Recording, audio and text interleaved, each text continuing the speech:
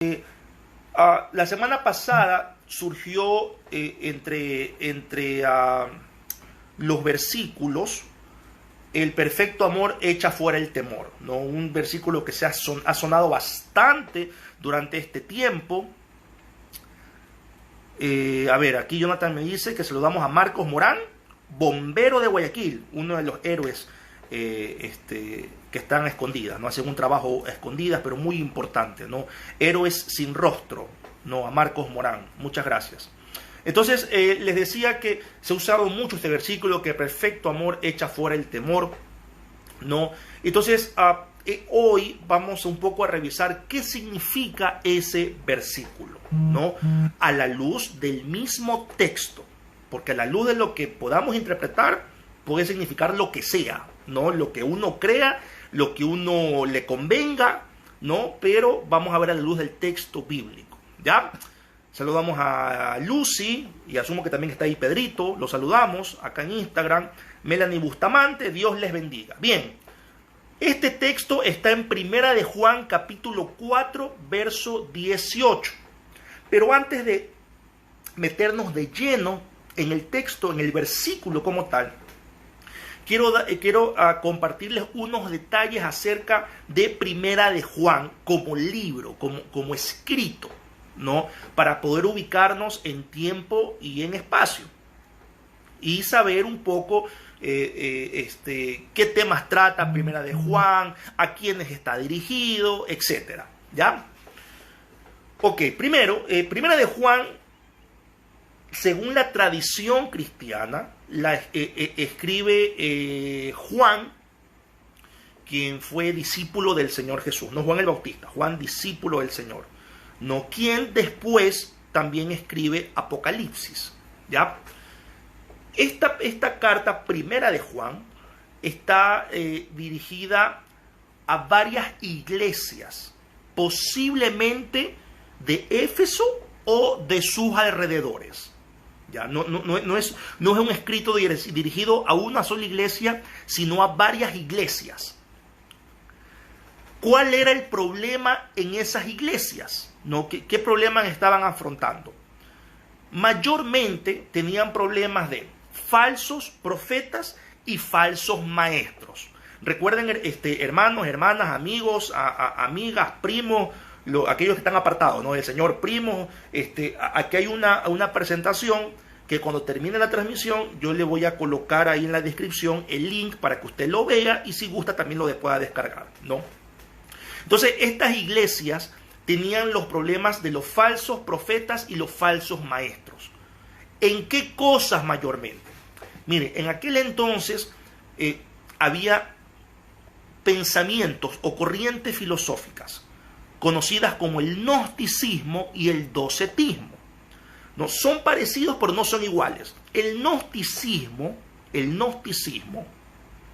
era un pensamiento influenciado por Platón que planteaba un dualismo, ¿no? Decía el gnosticismo que el espíritu era bueno, pero que la materia era mala. ¿Ya? Eso decía el gnosticismo. Por eso se le llama dualismo, ¿no? Es un pensamiento en dos. El espíritu es bueno y la materia es mala. Dualismo. Este pensamiento lo querían aplicar a Jesucristo. Entonces, decían que Jesucristo, no podía, siendo Dios, Jesucristo siendo Dios, no podía haber tenido un cuerpo físico. Entonces, era mentira que Jesús haya venido en cuerpo, porque la materia era mala, el gnosticismo, ¿no? Y solamente el espíritu era bueno. Entonces, Jesús, si es Dios hecho hombre, no pudo haber sido hombre en carne y hueso. O sea, Dios no vino en forma de hombre, carne y hueso. ¿Ya? Eso planteaba el gnosticismo. El docetismo viene de la palabra griega doceto, que significa aparecer. ¿Qué decía el docetismo? Que el aspecto físico de Jesús, externo, ¿no? La carne, todos los huesos, no era real, sino que era una apariencia. Parecía real, o sea, el cuerpo físico de Jesús parecía real, pero no era real. ¿Me estoy haciendo entender? Ese planteaba el gnosticismo, o sea, por eso es muy parecido al gnosticismo, ¿no? Repito, gnosticismo, pensamiento dualista. Espíritu es bueno, la materia es mala. Decían que Jesús, siendo Dios, no pudo estar o venir en carne y hueso. El docetismo decía que la apariencia externa de Jesús, su cuerpo físico, no era real, era una apariencia. ¿Ya? ¿Hasta ahí estamos claros? Escríbame amén. Mientras tanto saludamos aquí. Saludamos a Mechita, saludamos a mi mamá también, no sé si mi suegra está conectada por ahí, si nos puede hacer saber. A la familia Chilán también. ¿Quién más está por aquí? Fernando, Carolina Díaz, hasta tartamudeo, Dios mío.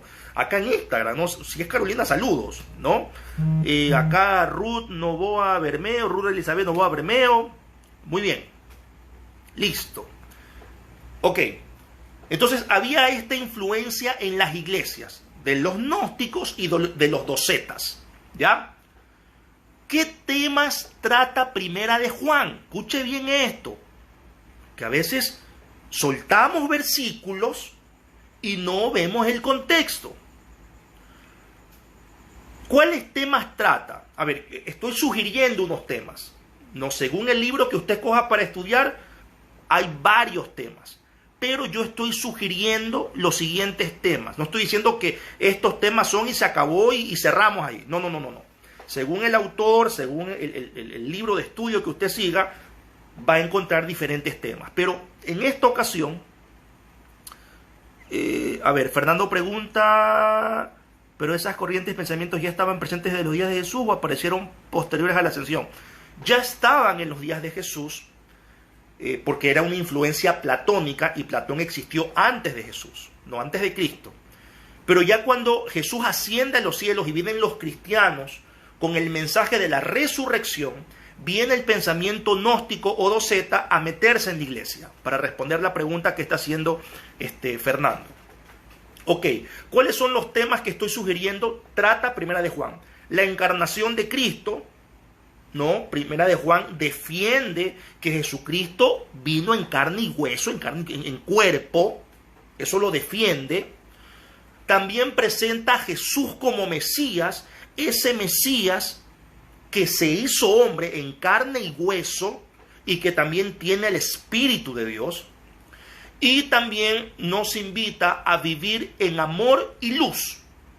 ¿Ya? Son básicamente estos tres temas que propongo, trata Primera de Juan. Como les digo, según el autor o la Biblia de estudio que usted tenga, va a encontrar otros temas y está bien.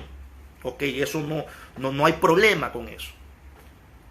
El capítulo 4, ¿no? Ya hablamos de Primera de Juan como libro general. Vamos al capítulo 4, donde está este versículo que se usa mucho. El perfecto amor echa fuera el temor. Ya. El capítulo 4. ¿De qué trata ese capítulo? Habla de dos temas. Primero, el espíritu de Dios y el espíritu del anticristo. Desde los versos 1 al 6. Ya comienza a tratar esa temática Primera de Juan, ¿no? Y habla del espíritu del anticristo y el espíritu de Dios. ¿Sí? Como no es el tema eso del anticristo, el espíritu de Dios, de los primeros versos hoy, no vamos a hablar de eso de allí. Lo podemos dejar para otro momento de estudio. Ahora, el segundo tema que trata Primera de Juan, el segundo tema es Dios es amor, que Dios es amor. Eso lo trata desde los versos 7 al 21. ¿Ya? Y en este segundo tema que trata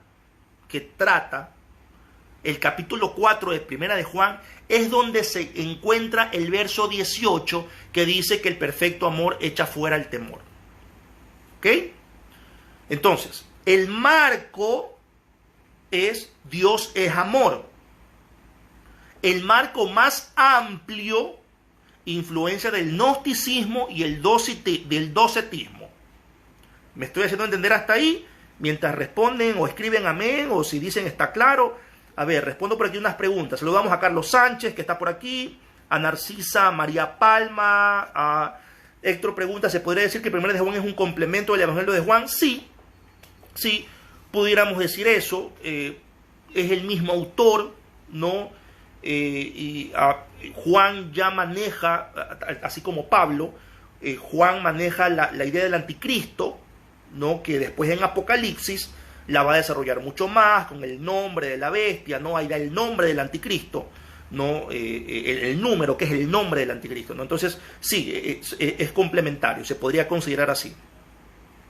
Ok, ¿quién más está por aquí? Listo, avanzamos entonces.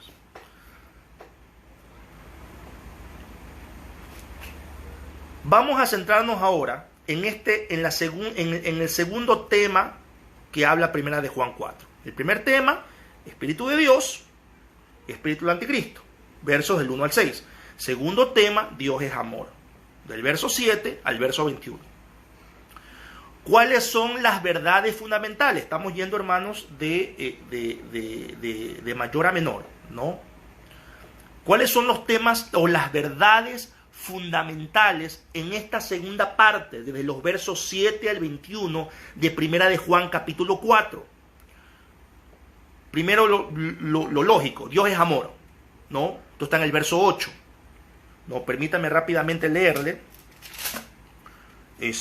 Primera de Juan capítulo 4, a ver, verso 8 dice: el que no ama no ha conocido a Dios, porque Dios es amor. Ya, es una verdad fundamental. Luego, una siguiente verdad, que el amor consiste en que Dios nos amó primero. Esto está en los versos 10 y verso 19. Se los leo rápidamente. En esto consiste el amor no en que nosotros hayamos amado a Dios, sino en que Él nos amó a nosotros y envió a su Hijo en propiciación por nuestros pecados. Verso 10. Verso 19, nosotros le amamos a Él porque Él nos amó primero. Esa es otra verdad fundamental. Una siguiente verdad, este amor se ha manifestado plenamente en nosotros. Verso 12, dice: nadie ha visto jamás a Dios. Si nos amamos unos a otros, Dios permanece en nosotros y su amor se ha perfeccionado en nosotros. Esta palabra perfeccionado en griego indica una manifestación plena, ¿no? Cuando Dios nos ama y envía a su Hijo Jesucristo a salvarnos y a vivir en nuestra vida, esa manifestación del amor ha sido plena. O sea, Jesucristo es la manifestación plena del amor de Dios. A eso se refiere la palabra o la frase: su amor se ha perfeccionado en nosotros. A que Jesucristo vino, nos salvó y hoy vive en nuestra vida. Jesucristo es la manifestación máxima y plena de Dios. ¿Me estoy haciendo entender hasta aquí? Esto es importante tenerlo claro. A los que están aquí en Facebook y Real Samane, a los que están aquí en mi cuenta, a los que están acá en Instagram. Eso es importante tenerlo claro. Miren que estamos viendo todo el contexto, antes de llegar al verso 18. Otra verdad fundamental, confesar que Jesús es Hijo de Dios, es dar testimonio de que Dios permanece en nosotros, ¿no? Esto está en el verso 14. Y nosotros hemos visto y testificamos que el Padre ha enviado al Hijo, el Salvador del mundo, ¿no? Cuando yo confieso que Jesús es Hijo de Dios, estoy diciendo que Dios está en mí, ¿ya? Luego, otra verdad fundamental, que el amor echa fuera el temor. Ya vamos a ver qué significa esto, que está en el verso 18, ya lo vamos a ver, ¿no? El amor echa fuera el temor. Y una última verdad fundamental, insisto, pueden haber más, pero estas son las que propongo: amar al hermano como testimonio del amor a Dios. Es decir, si yo amo a Dios, tengo que manifestar ese amor a Dios amando también a mi hermano. No a los hermanos que me caen bien, no a los hermanos de mi grupo, no a los de la trinca, no a los compadres, no a los panas, a los yuntas, a los compañeros de peloteo, de salida, a las amigas del té.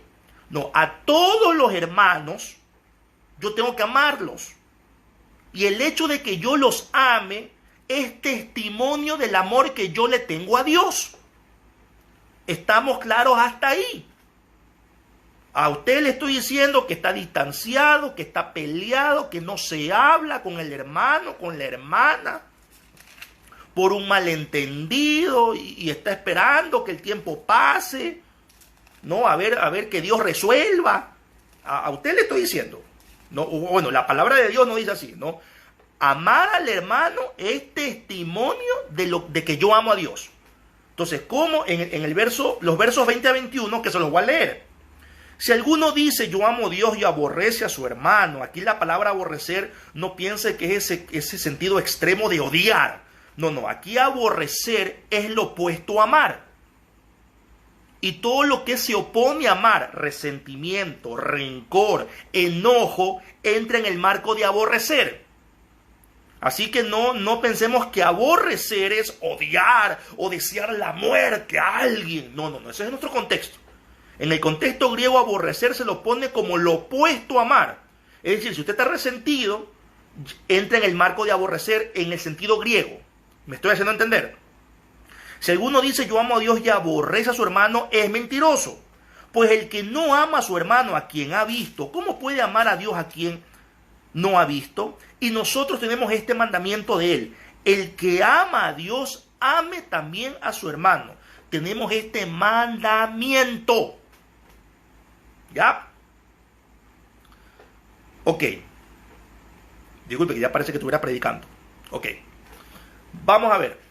Explicado estas verdades fundamentales del capítulo 4, versos del 7 al 21 de Primera de Juan, vamos al verso 18. Después de todo este contexto, vamos al verso 18. Dice Primera de Juan 4, 18. En el amor no hay temor, sino que el perfecto amor echa fuera el temor. ¿No? Hasta ahí lo escuchamos todo en predicaciones, en tiempos de oración, los que dirigen la música también hablan de esto de aquí, pero no se dan cuenta que no termina el versículo. El versículo continúa.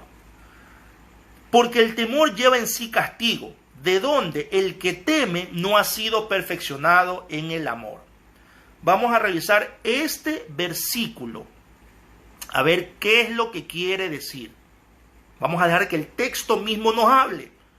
No vamos a entrar a interpretar, no vamos a entrar a dar testimonio, no, que el texto mismo nos hable. Perfecto amor. Dice que el perfecto amor echa fuera el temor. La frase perfecto amor, no, como les decía hace unos minutos, es la manifestación plena que tenemos por medio de Jesucristo, del Espíritu Santo, que permanece en nosotros, ¿no? Según los versos 12 y 13, que lo voy a leer una vez más. Nadie ha visto jamás a Dios. Si nos amamos unos a otros, Dios permanece en nosotros y su amor se ha perfeccionado en nosotros. En esto conocemos que permanecemos en Él y Él en nosotros, en que nos ha dado de su Espíritu. Entonces, usted y yo, que somos hijos de Dios, hijas de Dios, que tenemos al Espíritu Santo, tenemos ese perfecto amor. Ya lo tenemos. ¿Ya? ¿Cuál amor? Esa es otra. ¿Cuál amor? En griego hay varias palabras, 5 o 7 palabras, que traducen al español amor. ¿Qué palabra aparece aquí en toda esta porción bíblica, en todos los versículos? No hay ni uno que se le escape. La palabra ágape o agapao. Este traduce amor al español, pero es un amor sacrificial. Literalmente significa dejar de ser para que el otro sea.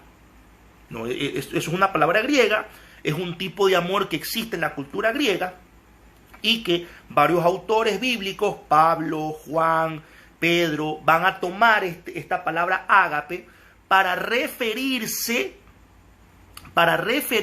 al amor de Dios o al amor de Jesús, un amor sacrificial. No, Jesús dejó de ser para que nosotros seamos. Jesús se sacrificó, dejar de ser para que el otro sea. Entonces, esta palabra ágape o agapao describe en el pensamiento griego el sacrificio de Jesús.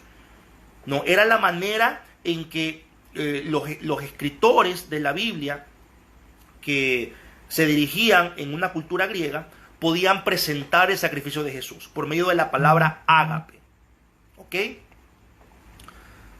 Entonces, en el ágape, verso 18, en el amor, en el ágape, no hay temor, sino que el perfecto amor echa fuera el temor. Temor, como explicábamos la semana pasada, aquí en Primera de Juan, es phobos.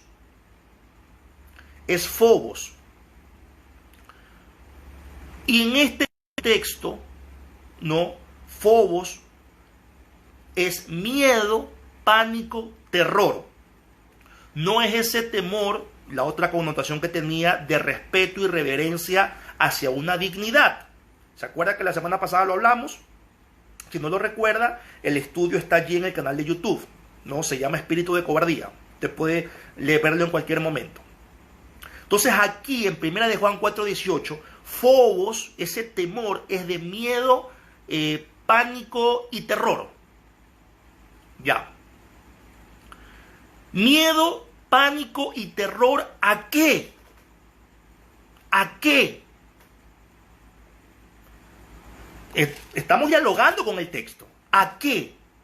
¿Cuál es ese miedo que el amor echa fuera? Versos 17 y 18 de 1 de Juan 4. Léalo, si no, escúchelo, por favor. En esto se ha perfeccionado el amor en nosotros, para que tengamos confianza en el día del juicio. Pues como Él es, así somos nosotros en este mundo. En el amor no hay temor, sino que el perfecto amor echa fuera el temor. Escuche bien esto. Porque el temor lleva en sí castigo, de donde el que teme no ha sido perfeccionado en el amor. ¿Cuál es este miedo? ¿Miedo a qué? Miedo al día del juicio. Miedo al castigo. Tanto en los escritos judíos como en el Nuevo Testamento se habla del día de la ira, el día terrible del Señor, donde Dios va a castigar, donde Dios va a juzgar. Tanto en los escritos judíos, Antiguo Testamento, como en el Nuevo Testamento se habla, ¿no? Para los judíos será el día de la ira del Señor y para nosotros el día del juicio. Los hijos de Dios, quienes hemos sido perfeccionados en el amor, quienes tenemos a Jesucristo, al Espíritu Santo, no debemos tenerle miedo al día del juicio. El texto mismo nos da la respuesta. Yo no tengo por qué tenerle miedo al castigo. Por eso es que en la segunda parte del verso 18 dice, porque el temor lleva en sí castigo, donde el que teme no ha sido perfeccionado en el amor. Entonces, si yo estoy temiendo a que en el día del juicio Dios me va a castigar, yo no he sido perfeccionado en el amor. El Hijo de Dios no necesita temer de ningún juicio futuro. Eso aquí lo está explicando el texto bíblico. No lo estoy diciendo yo. No lo estoy concluyendo yo. Es lo que el mismo texto te está respondiendo. Si existe temor, este miedo al juicio futuro, entonces no hay seguridad de salvación. Es decir, no se ha sido perfeccionado en el amor. No hay seguridad. Ya explicamos que perfeccionarse en el amor es tener al Espíritu Santo y a Jesucristo. La manifestación plena del amor de Dios según los versos 12 y 13 de 1 de Juan 4. Entonces, si algún cristiano tiene miedo, pánico, terror del día del juicio, de que se va a condenar, de que va a ser castigado, entonces no hemos sido perfeccionados, no tenemos la seguridad de salvación. Este tipo de temor al juicio, al día del juicio, no tiene cabida en el amor que Dios nos ha dado. Ese perfecto amor, la manifestación plena de Jesucristo y el Espíritu Santo que mora en nuestra vida. ¿Me estoy haciendo entender? Escriba amén, por favor. Mientras tanto, déjeme tomar agüita.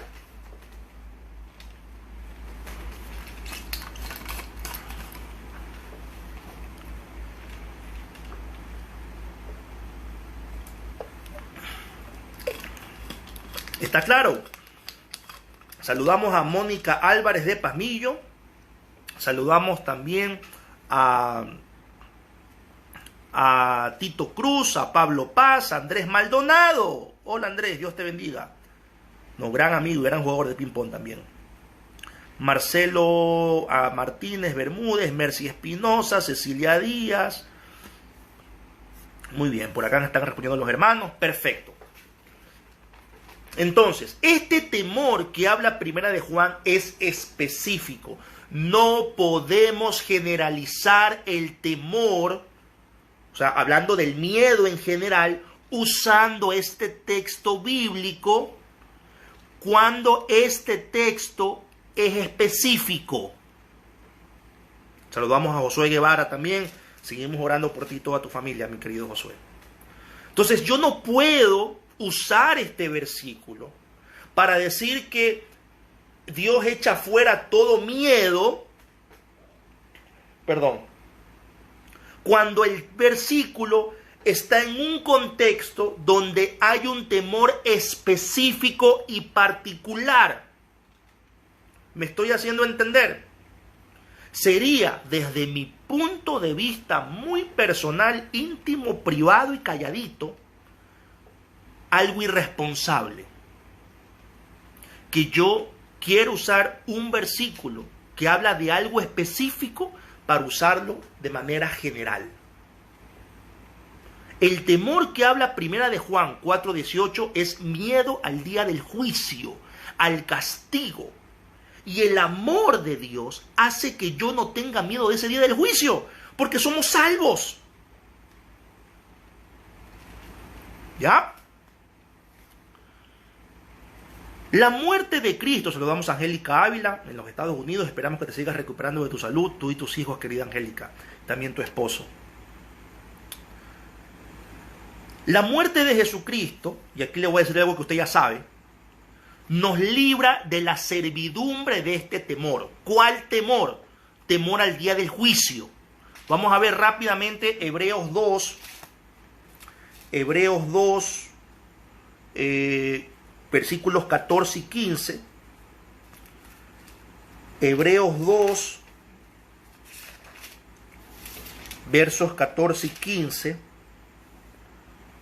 Dice así: así que, por cuanto los hijos participaron de carne y sangre, él también participó de lo mismo, para destruir por medio de la muerte al que tenía el imperio de la muerte, esto es, al diablo,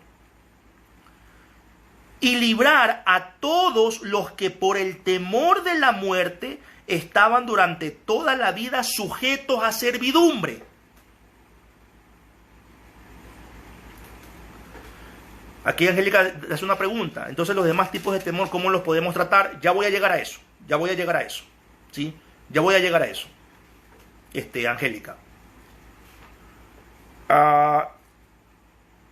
Repito nuevamente. Así que por cuanto los hijos participaron de carne y sangre, él también participó de lo mismo, para destruir por medio de la muerte al que tenía el imperio de la muerte, esto es el diablo, y librar a todos los que por el temor de la muerte estaban durante toda la vida sujetos a servidumbre. ¿Cuál temor a qué muerte? A la condenación eterna. Romanos 8, versos 15 y 16. Romanos 8, versos 15 y 16. Pues no hemos recibido el espíritu de esclavitud No, aquí una vez más, espíritu no habla de demonio, no es que hay un espíritu, un demonio de esclavitud. No, habla de un modo de pensar. ¿Te acuerdan lo que vimos la semana pasada? Cuando hablamos de la palabra griega neuma, ¿no? No hemos recibido el espíritu de esclavitud para estar otra vez en temor, sino que habéis recibido el espíritu de adopción, por el cual clamamos Abba, Padre. Nosotros aquí en nuestra mente somos adoptados. Pero leamos el verso 16. El Espíritu mismo da testimonio a nuestro espíritu, a nuestro ser interior, de que somos hijos de Dios. Es decir, el Espíritu Santo habla a mi mente, a mi ser interior, y me dice que yo soy adoptado. Por lo tanto, ya no debo tener una mentalidad de esclavo del temor. Yo ya no soy esclavo del temor. ¿Temor a qué? Una vez más, al juicio final. No, aquí siempre está hablando de salvación. Siempre. Yo no debo tenerle miedo al juicio, no debo tenerle miedo a la muerte. Por eso es que el mismo Pablo dice que para él el vivir es Cristo y el morir es ganancia. Ahora, ¿qué hacemos con los otros temores? Y aquí viene una pregunta. ¿El cristiano puede tener miedo? Respondo. El cristiano como ser humano puede sentir miedo. Como ser humano. Como ser humano. ¿Qué demuestra este miedo? No, yo encontré una frase muy bonita que dice: el miedo no es sino el convencimiento de nuestra incapacidad de afrontar una situación por nuestras propias fuerzas.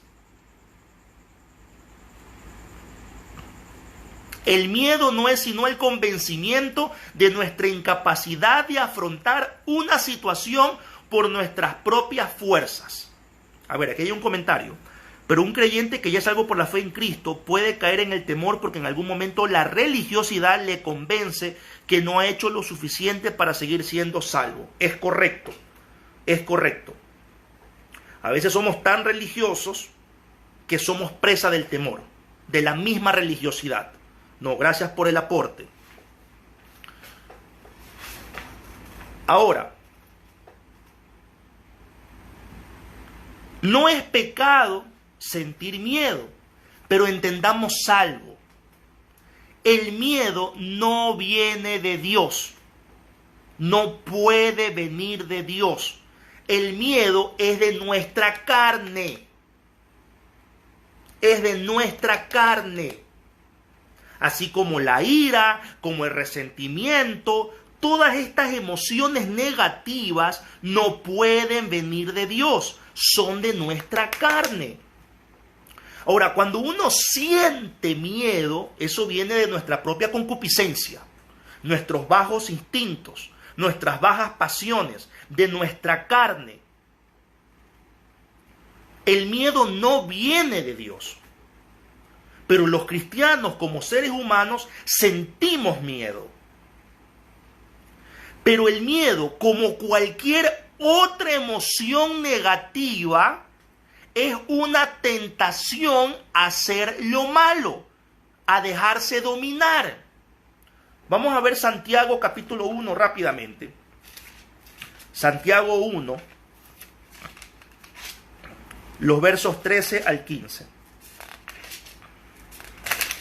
Santiago 1, versos 13 al 15.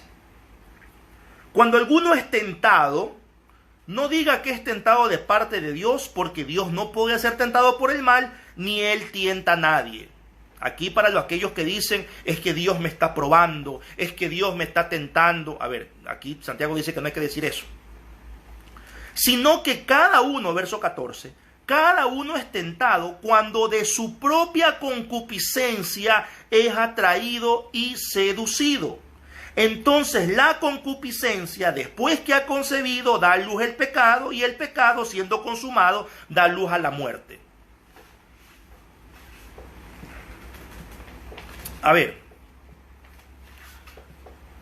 siempre cuando leemos la palabra atraído y seducido, inmediatamente tentación sexual. Ya está, nada más. Pero no, hay tentaciones que nos atraen y nos seducen. Hay emociones negativas. El deseo sexual, en el sentido pecaminoso, es una emoción. El miedo es una emoción. Es algo que se produce en nuestro cerebro. Entonces no podemos ver tentación. No podemos ver el tema de la tentación solamente en el marco sexual, o en el marco del alcohol o de las adicciones, sino en toda emoción negativa. Aun cuando uno está enojado, uno está tentado a dejarse llevar por esa emoción y reaccionar producto de esa emoción. Gritar, tratar mal, ser grosero, etc. Entonces, esta emoción es una tentación. ¿Ya? Pero yo no puedo dejarme dominar por la tentación. Porque si yo me dejo dominar, eso trae a la luz el pecado.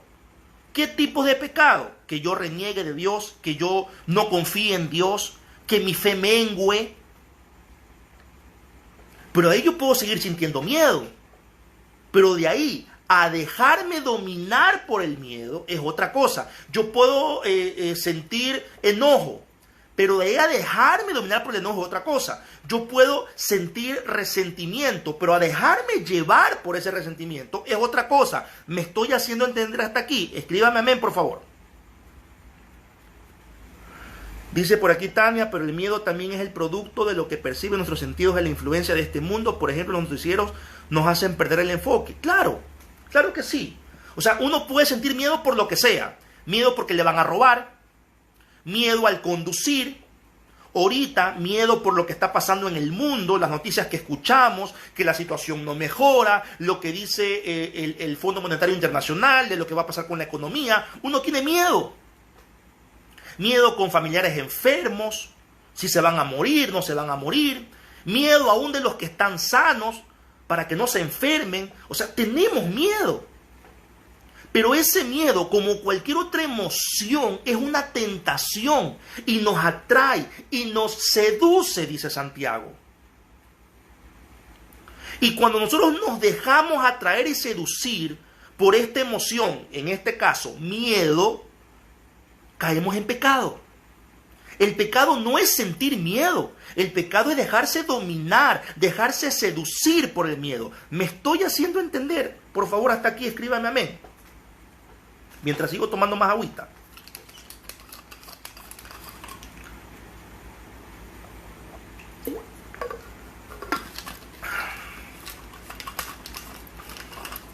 Ahora, ¿qué hacer cuando hay miedo? También le voy a decir cosas que usted ya sabe. Primero, buscar la paz de Dios. Vamos a Juan, capítulo 14. Versos 1 y verso 27. Perdón, Juan 14, verso 1 y 27. Dice así: no se turbe vuestro corazón, creéis en Dios, creed también en mí. El verso 27 dice: la paz os dejo, mi paz os doy, yo no os la doy como el mundo la da. No se turbe vuestro corazón, ni tenga miedo. No se deje dominar por el miedo. No significa desaparezcan las emociones. No, uno puede sentir miedo. Cuando dice no tenga miedo, es que no vivas, no te dejes seducir por el miedo, por el temor. ¿Qué más podemos hacer cuando hay miedo? Recordar quién es nuestro ayudador. Hebreos 13, 5 y 6. Hebreos 13, versos 5 y 6. Sean vuestras costumbres sin avaricia, contentos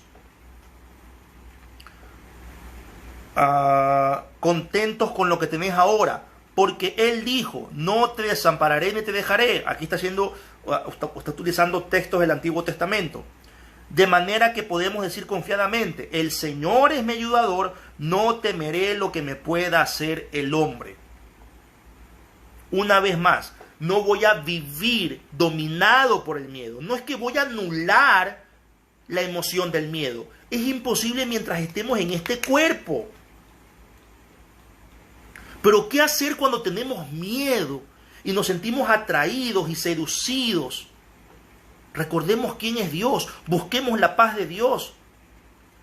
Usemos la oración como lo que es, una herramienta para hablar con Dios, para desahogarnos con Dios. Muchos no están orando y esa es la verdad. Y si oran, no le entregan nada a Dios. De esto yo voy a dar el día domingo, en la reflexión. Filipenses 4, versos 6 y 7. Filipenses 4, versos 6 y 7. Por nada estéis afanosos, si no sean conocidas vuestras peticiones delante de Dios en toda oración y ruego, con acción de gracias. Y la paz de Dios, que sobrepasa todo entendimiento, guardará vuestros corazones y vuestros pensamientos en Cristo Jesús. Presentemos a Dios las peticiones, no estamos orando. Al menos no de una manera no religiosa. Estamos orando por cumplir, porque no nos queda de otra. O por último estamos orando porque estamos asustados. Pero no estamos realmente recordando quién es Dios.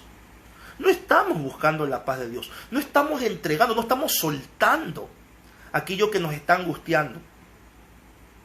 Recordemos también cuando tenemos miedo que Dios tiene control de todo. Mateo 10, versos 29 al 31. Mateo 10, versos 29 al 31. ¿No se venden 2 pajarillos por 1 cuarto? Con todo, ni uno de ellos cae a tierra sin vuestro Padre, pues aún vuestros cabellos están todos contados. Así que no temáis, más valéis vosotros que muchos pajarillos. Este tiempo, común que sentamos miedo. Somos seres humanos. Pero ese miedo no viene de Dios. Miedo a qué vamos a comer el día de mañana. Miedo si nuestros hijos van a estudiar. Es común, somos seres humanos. No se sienta miserable o pecador porque siente miedo. Ese no es el problema. El problema está en que nos dejemos seducir por ese miedo. Que andemos viviendo con miedo. Que durmamos con miedo. Que tomemos decisiones por el miedo. Ese es el problema. Y cuando eso pasa, cuando usted está siendo tentado por el miedo, busquemos la paz de Dios, recordemos quién es nuestro ayudador, presentemos a Dios las peticiones en oración y entendamos que Él tiene control de todo. El miedo, como cualquier otra emoción negativa, es una tentación a hacer lo malo. En este caso, dejarme dominar por el miedo. Así que mucho cuidado. Si usted siente miedo, le dicen, oye, no tengas miedo. Lo hacen sentir mal a uno. Como que sentir miedo, o sea, es pecado. Cuando no, es una tentación esta emoción del miedo. Y ahí no tiene que recordar, buscar la paz de Dios, entregar realmente a Dios esas preocupaciones, todo lo que nos afana, lo que nos preocupa, y descansar. Y ese miedo va a volver porque somos carne. No es que hoy ya me siento tranquilo porque ya oré, ya canté y nunca más tendré miedo. Eso no es así. Oiga, cuando mi esposo y yo no podíamos tener hijos, yo tenía miedo de que no podíamos tener hijos. Yo tenía que cada día, varias veces en el día, orar a Dios porque yo estaba asustado. Mi esposa estuvo internada hace un par de años con el cuadro de meningitis. Yo estaba asustado, pues, de que me iba a quedar viudo. Yo no estaba feliz. Aunque lo que muchos puedan pensar, yo estaba asustado de que mi hija vaya a crecer sin mamá, tenía miedo. Yo tenía pues que buscar a Dios, porque me sentía tentado, presionado, seducido a dejarme dominar por ese miedo, a renegar de Dios. Y hoy, por supuesto que también tengo miedo en este tiempo. Miedo que nos vayamos a enfermar, que le pase algo a mis padres, a mis suegros, a mis hermanas, a mis hermanos. Miedo de qué va a pasar con las familias de nuestra iglesia. De que si tienen que comer, de que si tienen familiares enfermos, o si están enfermos, si tienen para las medicinas. Por supuesto que tengo miedo. Pero de ahí a dejarme dominar por el miedo, eso sería un problema serio. Por eso es que tengo que orar a Dios, seguir las recomendaciones que le estoy dando, para que ese miedo no domine mi sentido común, para que ese miedo no influencie en mis decisiones, sino que se quede como lo que es, una emoción que es una tentación, punto. Pero por ningún motivo yo puedo utilizar Primera de Juan 4:18, que habla de un temor específico y puntual, para generalizar de cualquier miedo. Porque para los otros miedos están otros versículos que ya se los he compartido o se los compartí hace unos momentos. Entonces, hermanos, usemos responsablemente el texto bíblico. No crea todo lo que escuche, ni siquiera me crea a mí. Vaya, pregunte, investigue, vea si es que lo que le estoy explicando de la Biblia, eso no es correcto. Y si estoy equivocado, con mucho gusto recibo la exhortación y públicamente corregiré mi error, porque hoy no me da vergüenza admitir que me equivoco con tal de aprender algo nuevo.